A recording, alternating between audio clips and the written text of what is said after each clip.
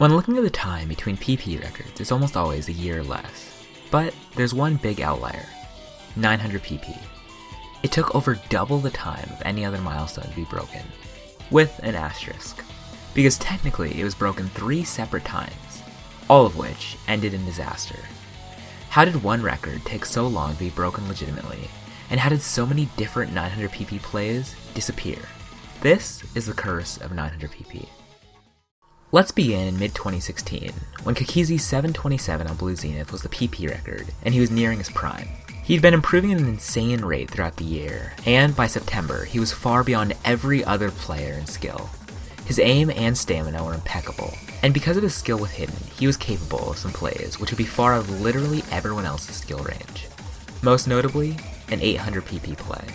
It had only been about 8 months since he'd broken the 700 PP barrier, but in this short period of time, he'd improved a lot, especially in terms of accuracy.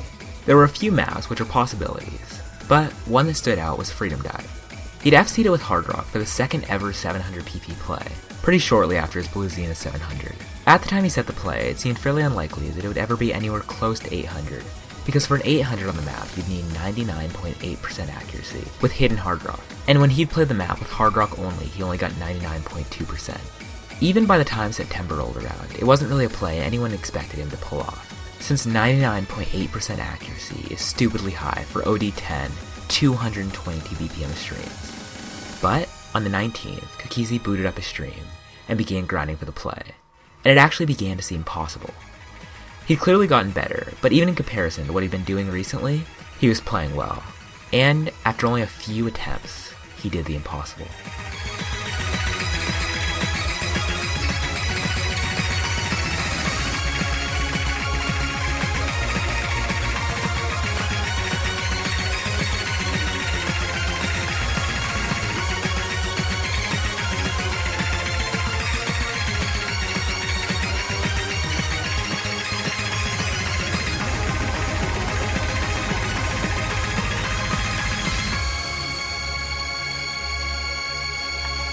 It was quite literally the greatest play of all time, and as the weeks went on, it became apparent that he'd gotten 800 PP very early.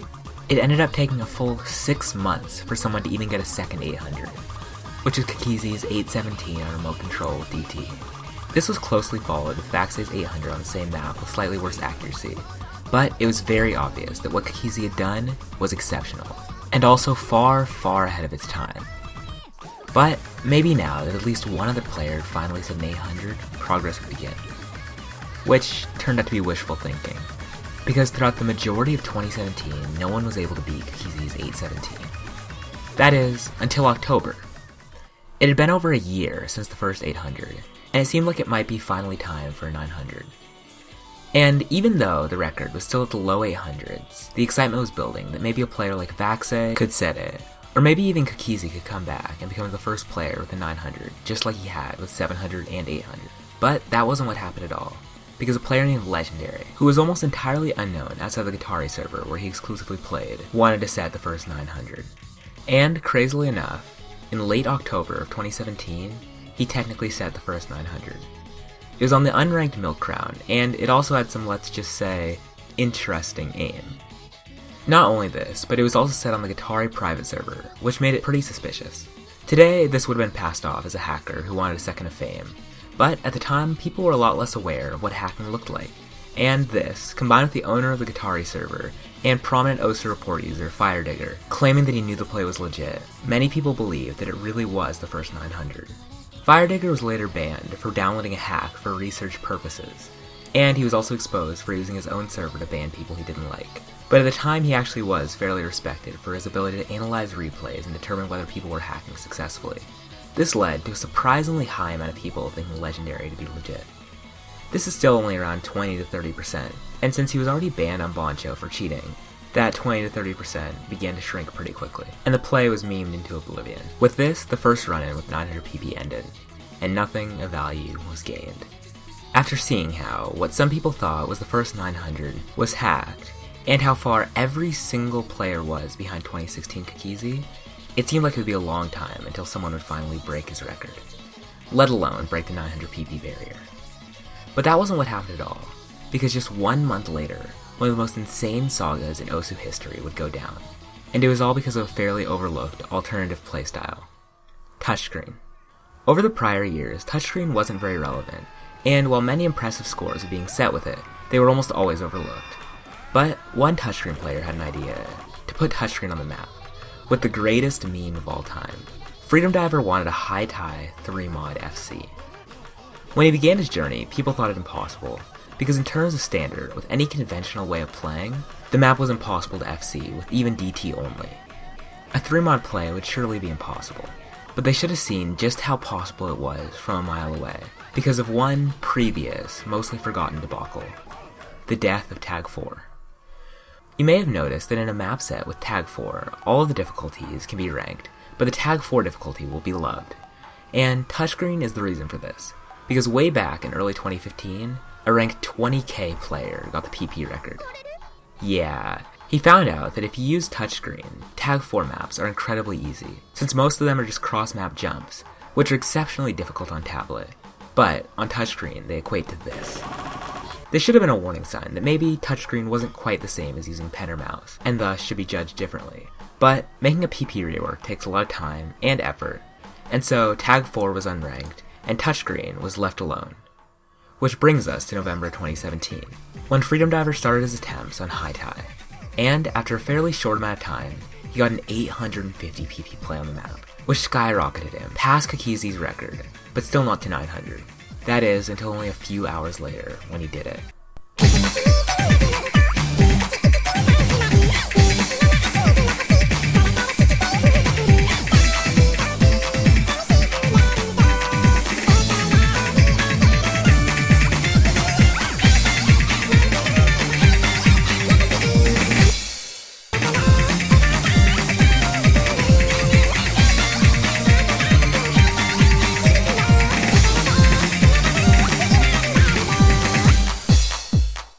Freedom Diver had set the first 900, in probably the worst conceivable way possible.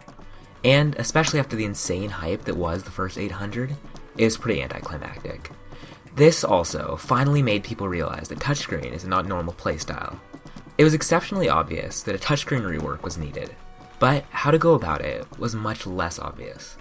Making a good rework takes time, with every rework up to this point being made over months or even years. Sadly, they weren't given this privilege this time around. And, although it still took a month, the rework was finished much faster than average, which had some caveats.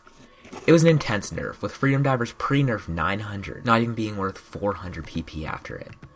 It's fair to say that this was a bit too much, since even though he was one of the best touchscreen players, he was put into 4 digits. This nerf was so intense that his old non-touchscreen plays became his new top plays. This nerf was a hotfix, and it essentially killed the viability of touchscreen.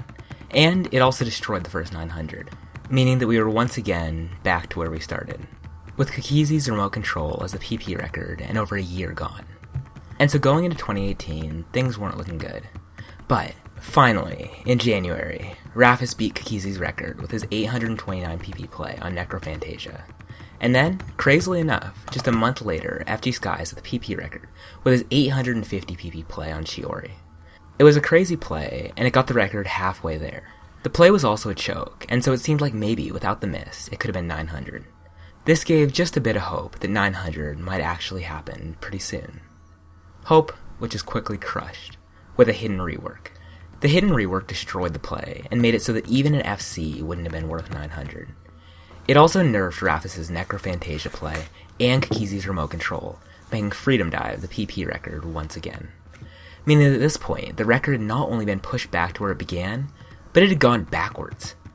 This was pretty tragic, and although FG Sky was able to take the PP record again with his 827 on Shiori, a record which would have been over 900 PP before the rework, it was clear that he was now out of the picture for 900. Even though this was crushing, soon some new players in a separate skill set were going to get a chance, with the ranking of a certain map. Honesty. The beginning of a Hard Rock revolution. Because before this point, Hard Rock had a distinct lack of decent farm maps, and so players like Idki and Karthi were underrepresented in the rankings. Honesty was a big deal, and in pretty dominant fashion, Idki got the PP record on the day the map was ranked, with an 835 PP play. This was nuts, and it showed that with the right maps, Hard Rock really could still be viable. The only thing was that Honesty needed an absurdly high accuracy to get 900 with Hard Rock only, and it seemed like an unlikely play for even Idke to pull off. That is, until another player entered the ring. Carthy. Carthy was a hidden Hard Rock player, with his top play being a 760 on Sidetrack Day, and on the day after Honesty was ranked, he set a 717 PP play on the map, which could have been where he stopped, especially since his top play was only 760, but he decided that he was going to grind for the first ever 900 PP play. And although Honesty is exceptionally overweighted, it was almost certainly better than Shiori 4 mod or Haitai 3 mod. But the play was still far off, and Carthy still had a long way to go, both in terms of familiarity with the map and skill on space streams, especially in the accuracy category, since with his current accuracy, even an FC would only be worth 858, which is barely more than Idke's play with Hard Rock only. And so, he began the grind. The thing was that he wasn't the only one who was looking for the first 900, because Idke also had a plan. Road of Resistance with Hard Rock. He'd been grinding the map since 2017, and after a hiatus during most of 2018, in October he finally began to make progress on the map, including a legitimate 900 PP choke, where he FC'd the hard stream and beat Kakizi's combo, but tragically choked right after. This might lead you to believe that Idke was easily going to be the one with the first 900 PP play. But by October, Carthy had also gotten a whole lot better, with consistent runs over 99.5% accuracy. The only problem for him was that ending stream, because with hidden Hard Rock it was almost impossible not to entirely miss aim. Because of this insane difficulty, Carthy hadn't submitted a single play since his 717 on the day the map was ranked. And while Carthy was dealing with this, Idke was in a slightly different situation, because he could actually hit the diff spike fairly regularly, but because of the consistently difficult streams after it, combined with an absurd amount of nerves, he just kept choking.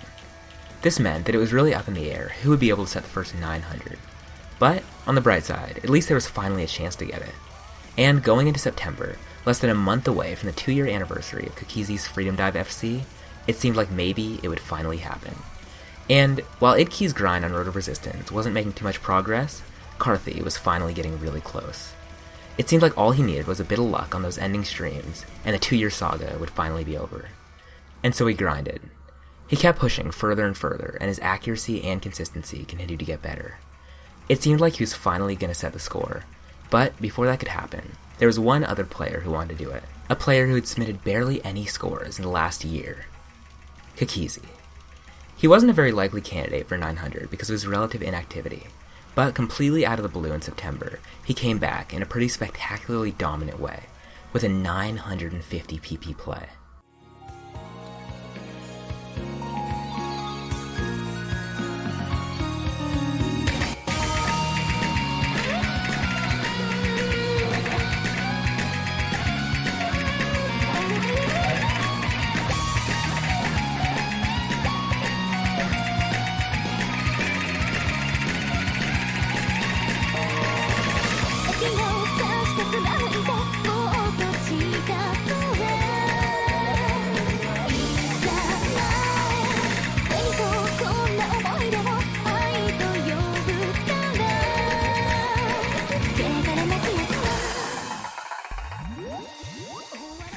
This play is honestly dumb.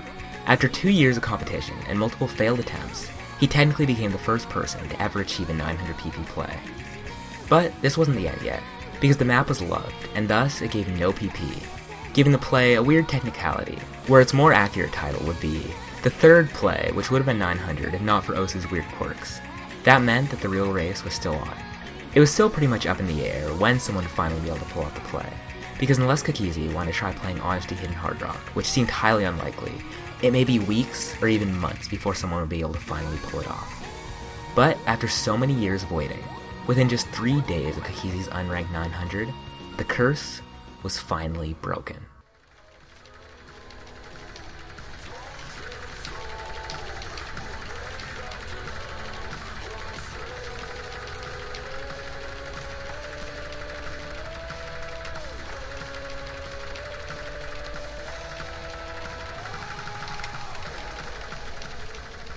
Carthy had not just broken the 900 PP barrier, but had smashed it with a play worth over 940 PP. It may have been on the incredibly overweighted Honesty, but it was a play on a map which was over a minute in length, and it was a play that was the result of perseverance through a mind-crushingly difficult wall. And so I think it was pretty deserved.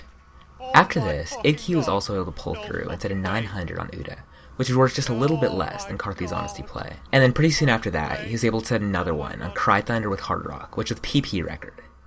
This is cool in itself, and it proved that Idke did have it in him to set a 900. But it became much more important the next February, when Hard Rock was nerfed, and even more than that, space streams were nerfed. The plays that were hit especially hard were those like Karthi's Honesty, with hard space streams and a low BPM. This resulted in Karthi's Honesty being worth less than 900 PP, but Idke's 900s both remained. This means that if we go by current metrics, it took 2 years and a month to achieve the first 900 PP play, which made it over twice as long as the next longest wait, for some pretty fascinating reasons. The amount of time between 8 and 900 PP was absurd, for one main reason. Kakizi. When he set the first 800 PP play, most of the top 10 still didn't have a single 700.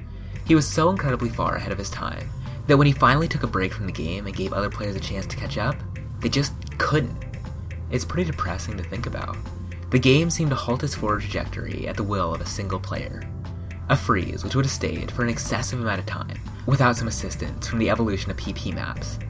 And especially when space streams were nerfed to a more proper place, and the first 900 was once again wiped off the map, it really did seem like the entire community had lost to a player who'd barely played in 2 years.